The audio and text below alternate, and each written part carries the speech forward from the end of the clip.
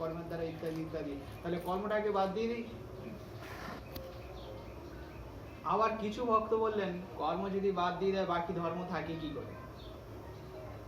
কর্ম বিনা ধর্ম হয় কি করে? কর্ম বিনা দেহ নির্বাহ হয় কি করে? কর্ম বিনা তো দেহ নির্বাহ হয় না। এখন দুই ব্যক্তির মধ্যে তর্ক বিতর্ক বাজছে। এক ব্যক্তি বলছে কর্ম বাদ দিয়ে দাও, আর এক ব্যক্তি বলছে না কর্ম বাদ দেওয়া যাবে না। এখন দুজনের মধ্যে যখন সমস্যা হচ্ছে, চার ভাগ বলছেন যাবৎ জীবে সুখত জীবে, যখন যতদিন বাঁচো ঘি খেয়ে বাঁচো, তো উনি ওইদিকে আবার বলছে যাবো যতদিন বেঁচে থাকো ঘি খেয়ে বেঁচে থাকো, আর এদিকে এরা দুজন বলছে কর্ম বাদ দাও, একজন বলছে না কর্ম বাদ দেওয়া যাবে না। এখন ভগবান মাঝখানে এসে বলছেন দাঁড়াও দাঁড়াও আমি মধ্যস্থতা করছি, আমি মধ্যস্থতা করে দিচ্ছি, এইভাবে হয় না। যতদিন বাঁচবে ঘি খেয়ে বাঁচবে, এই নীতি বাদ দাও।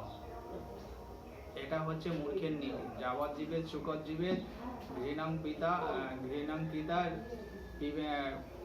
ঋতং ঋণং ঘৃতা ঋণং কৃতা ঘৃতং পিবে ভস্মীভূতস্য দেহস্য পুতন।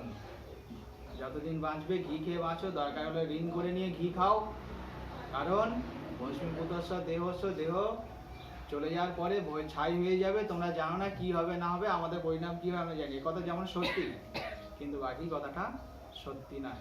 এটা জগৎজীবকে ব্যঙ্গ করে উনি বলেছেন। কিছু মানুষ এইরকম প্রকৃতির আছে, তাই তাদেরকে ব্যঙ্গ করে উনি বলেছেন যে এইভাবে তো ঘি খেয়ে সারা জীবন বাঁচা যায় না, তার থেকে ভালোভাবে জীবন কিভাবে কাটানো যায়